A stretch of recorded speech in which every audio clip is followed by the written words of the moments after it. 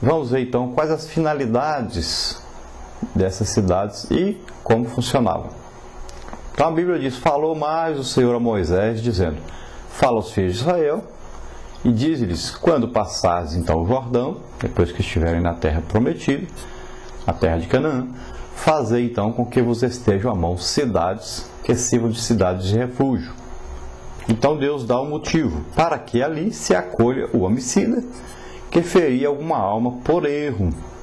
Então veja bem, para acolher aqueles que mataram outras pessoas, mas sem premeditarem essa morte, não por ódio, nem por vingança, nem por desejo de fazer isso, né? Mas aqueles que cometeram um acidente, que foi uma morte involuntária. Eles não odiavam essa pessoa que mataram e nem intentaram, nem armaram, nem arquitetaram assassinar essas pessoas. Então foi uma coisa que aconteceu sem querer. Por exemplo, alguém vai caçar, né? E lá no meio do mato ele atira no animal, houve um barulho no mato, atira no animal. Só que não era o animal que estava ali, era uma pessoa. Então ele matou, mas sem saber que era uma pessoa que estava ali.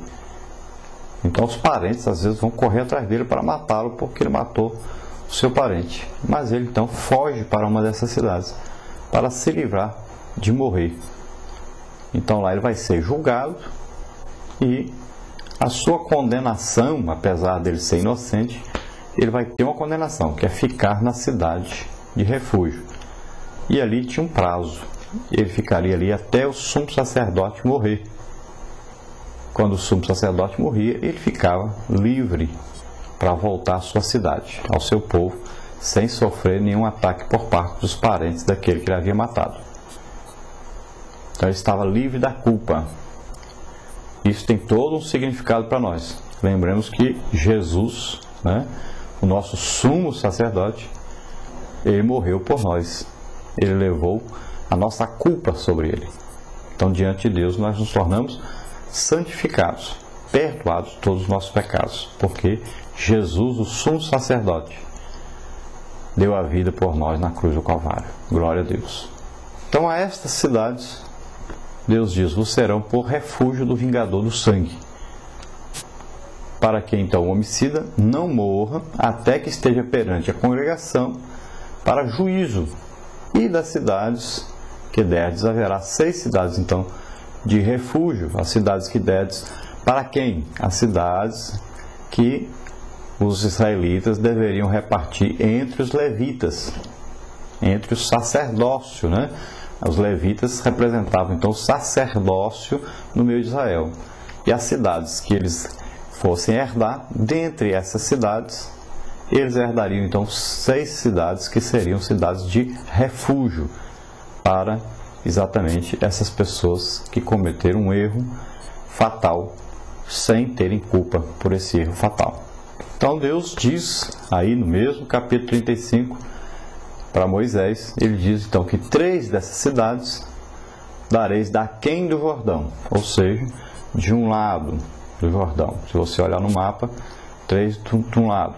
E 3 dessas cidades dareis na terra de Canaã, cidades de refúgio serão. Então veja bem, você olhando no mapa, você vai ver 3 cidades do lado esquerdo do Rio Jordão e 3 cidades do lado direito do Rio Jordão. Aí é onde estão ocupando aí as tribos de Israel no mapa. Então você vê que existem aí 3 cidades de um lado, 3 do outro. Então, quem cometesse algum crime do lado, aí que você vê do lado esquerdo, se fosse lá em cima, corria para uma cidade. Fosse no meio do território, para outra cidade. E embaixo, para outra cidade. E do lado direito, a mesma coisa. Esse número 6 na Bíblia, geralmente fala da humanidade, né? Fala do homem, o homem é ser imperfeito. O número 7 falaria, então, da perfeição de Deus. Então aí 6 cidades significando exatamente essa imperfeição do ser humano e a chance que esse ser humano teria então de não morrer devido a um pecado cometido involuntariamente. Então essas cidades serviam para acolher e guardar em segurança aqueles que, por erro ou por engano, matassem alguém, até que eles então comparecessem perante o tribunal para que fossem julgados. Então eles deveriam ser julgados. Se considerados inocentes, ficavam na cidade. Se considerados culpados, eles eram expulsos dessa cidade e o vingador os pegaria e os mataria. Então aquele parente próximo, aquele amigo, pegaria e mataria aquele que cometeu o crime. Então essa medida aí, acauteladora, era sábia e era necessária, porque muita gente inocente estava morrendo. Fazia às vezes as coisas sem querer, mas a pessoa da família com ódio naquele momento de fúria, né? A pessoa vinha e matava, e era normal isso, e era até incentivado que se matasse aquele que havia matado alguém. Era olho por olho, dente por dente. Então Deus criou esse escape para essas pessoas. Por que isso? Porque aquele que derramasse sangue, o sangue é vida, ele estaria, na verdade, aí trazendo maldição sobre a terra. Você pode ver quando Caim matou Abel, né? Que o sangue de Abel, Deus disse que o sangue de Abel clamava sobre a terra. Então, esse sangue fazia com que a terra fosse poluída, fosse amaldiçoada. Então, deveria ser vingado esse sangue. E vinha então o vingador e fazia esse trabalho. Então, era um direito do parente daquele que morreu matar aquele que havia matado o seu parente. Era normal isso em todas as sociedades daquela época. Então Deus, para evitar enganos, injustiças, né, na aplicação dessa lei, que dava ao parente então o direito de tirar a vida daquele que havia sacrificado o seu próximo, então foram estabelecidas essas cidades de refúgio para Israel. Então esse homicida, ele só estava garantido a sua vida, a sua segurança, se ele permanecesse dentro da cidade de refúgio. Se ele saísse, ele estava sujeito então ao vingador, àquele parente daquela pessoa que ele havia morto, matá-lo também, sem nenhum problema. Ninguém impediria, ninguém diria que a pessoa estava errada. Ele poderia então matar essa pessoa. Nós, como cristãos também, nós vivemos aí dentro de uma embaixada de Deus. Ou seja, nós estamos debaixo da mão protetora de Deus enquanto permanecemos fiéis a Deus. Ou seja, enquanto estivermos obedecendo os limites, né, dessa embaixada.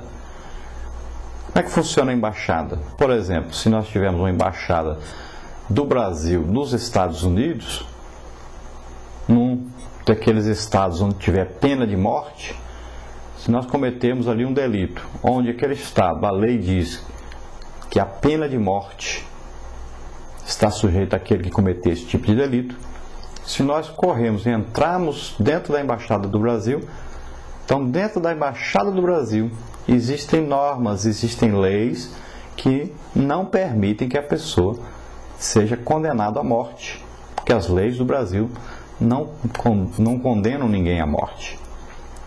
Dá uma chance, né, de a pessoa se arrepender, de aceitar Jesus ainda lá dentro daquela cadeia.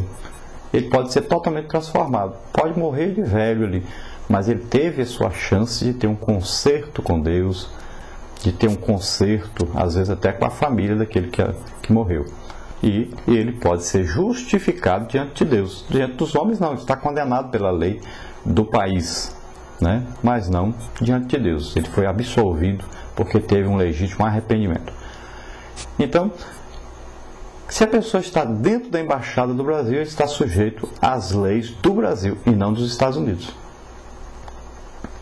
Então é importante isso, entendermos isso. A cidade de refúgio, a mesma coisa.